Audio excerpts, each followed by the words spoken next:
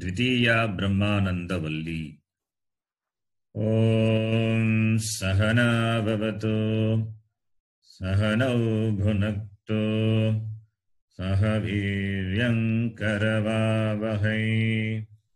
तेजस्विनावधीतमस्तमा विद्विषावहै। ॐ शान्तिः शान्तिः शान्तिः। ॐ ब्रह्मविदाप्नोति परम् तदेशाभ्युक्ता सत्यं ज्ञानमनन्तं ब्रह्म यो वेद निहितं गुहायां परमे व्योमन् सोऽश्नुते सर्वान् कामान् सः ब्रह्मणा विपश्चितेति तस्माद्वा एतस्मादात्मन आकाशः सम्भूतः आकाशात् वायुः वायोरग्निः अग्नेरापः अद्यः पृथिवी पृथिव्या ओषधयः ओषधीभ्योऽन्नम् अन्नात् पुरुषः स वा एष पुरुषो नरसमयः तस्येदमेव शिरः अयं दक्षिणः पक्षः अयमुत्तरः पक्षः अयमात्मा इदं पुच्छं प्रतिष्ठा तदप्येष श्लोको भवति अन्नाद्वै प्रजाः प्रजायन्ते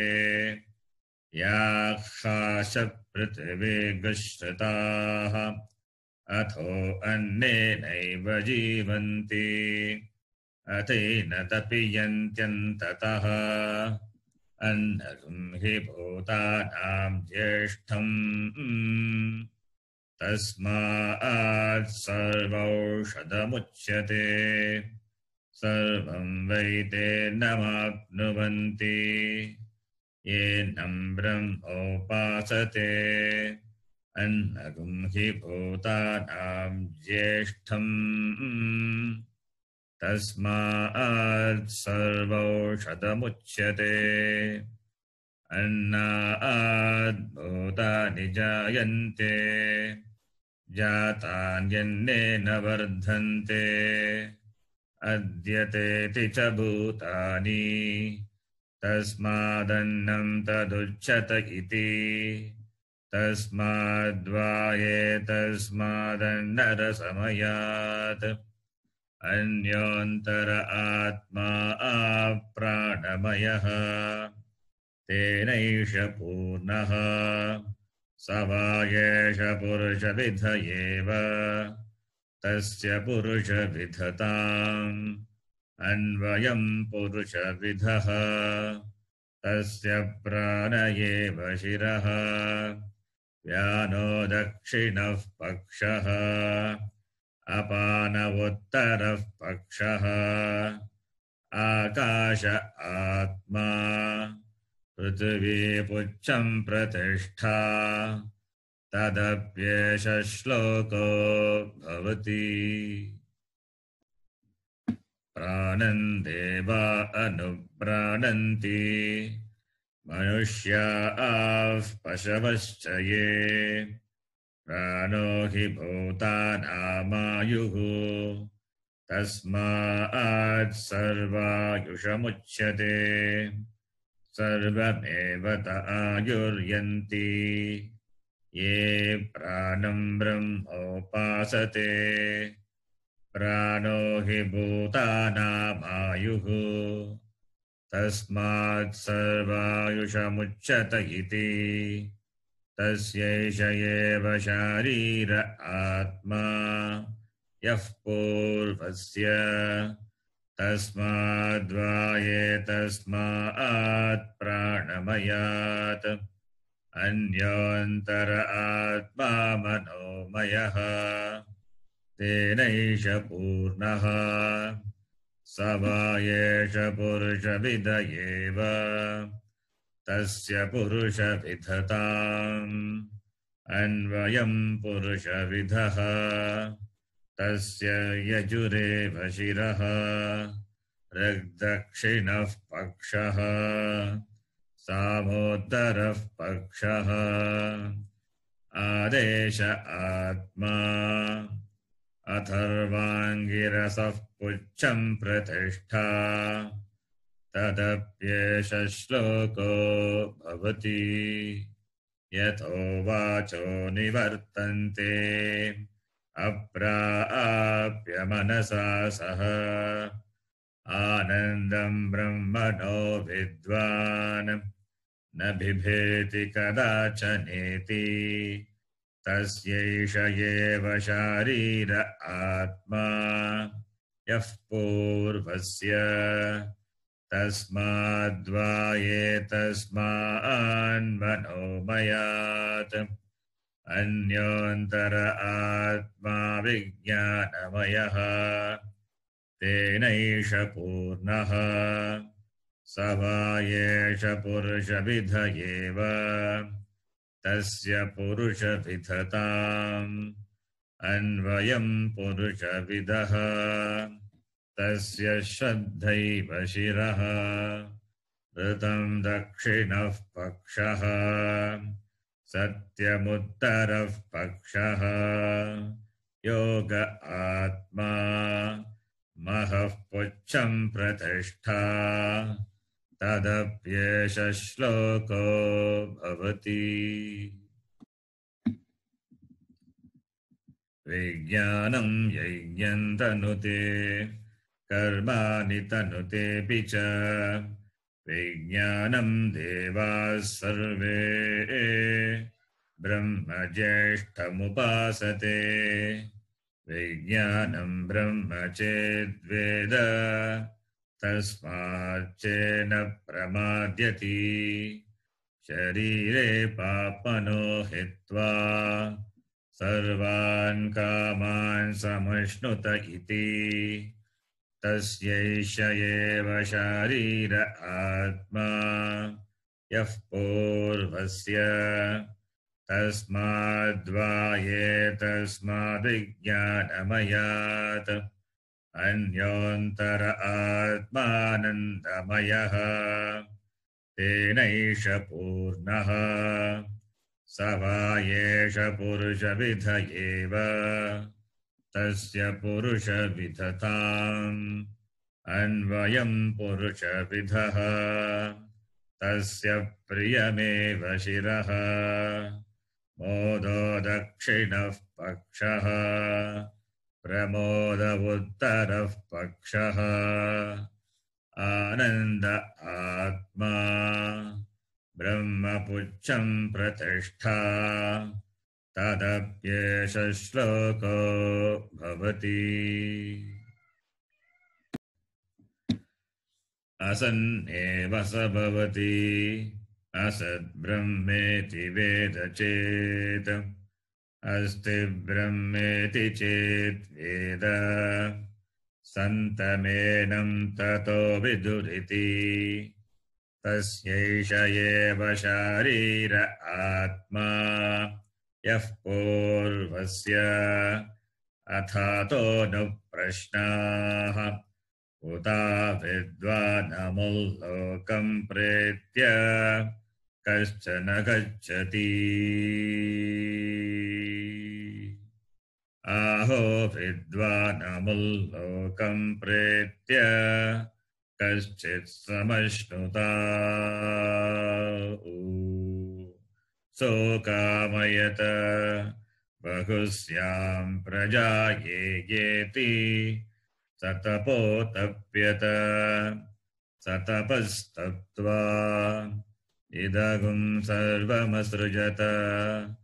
यदिदं किञ्च तत्सृष्ट्वा तदेवानुप्राविशत् तदनुप्रविश्य सच्चत्यच्छाभवत् निरुक्तं च निलयनं चानिलयनं च विज्ञानं चाविज्ञानं च सत्यं चानृतं च सत्यमभवत् यदिदं किञ्च तत्सत्यमित्याचक्षते तदप्येष श्लोको भवति।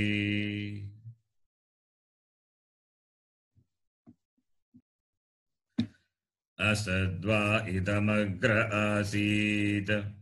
ततो वै सदजायत तदात्मानः स्वयमकुरुत तस्मात्तत्सुकृतमुच्यत इति यद्वै तत्सुकृतं रसो वै सः रसगह्येवायं लब्ध्वानन्दी भवति को ह्येवान्यात् कः प्राण्यात् यदेष आकाश आनन्दो न स्यात् हेष हेवानन्दयाति यदा हेवैष एतस्मिन्नदृश्येनात्म्ये निरुक्ते निलयने भयं प्रतिष्ठां विन्दते अतसो भयं गतो भवति यदा हेवैष एतस्मिन्नुदरमन्तरं कुरुते अथ तस्य भयं भवति तत्त्वेव भयं विदुषो मन्वानस्य तदप्येष श्लोको भवति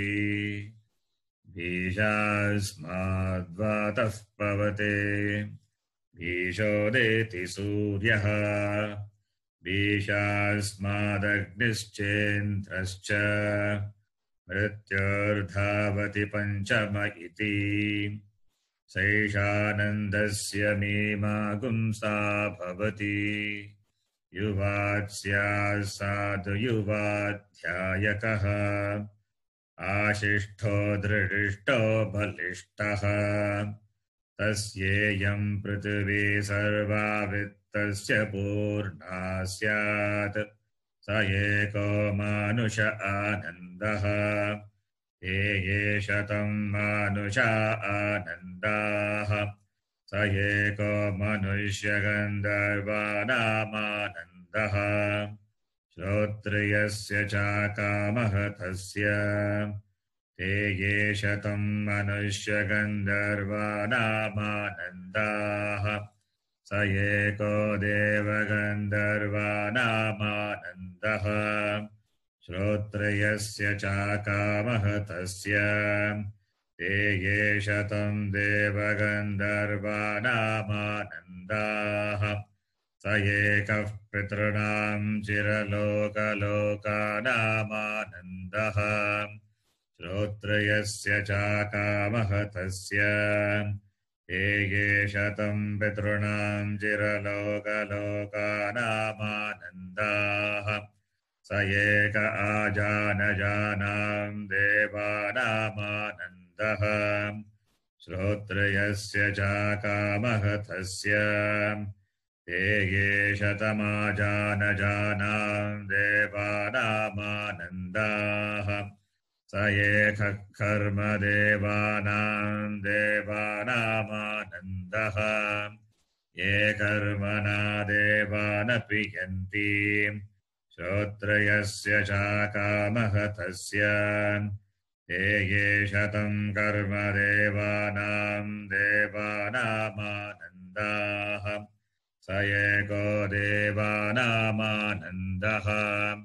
श्रोत्रयस्य चाकामः तस्य ते ये शतं देवानामानन्दाः स एक इन्द्रस्यानन्दः श्रोत्रयस्य चाकामः तस्य ते ये शतमिन्द्रस्यानन्दाः स एको बृहस्पतेरानन्दः श्रोत्रयस्य चाकामः तस्य ते ये शतं बृहस्पतेरानन्दाः स एकः प्रजापतेरानन्दः श्रोत्रियस्य चाकामहतस्य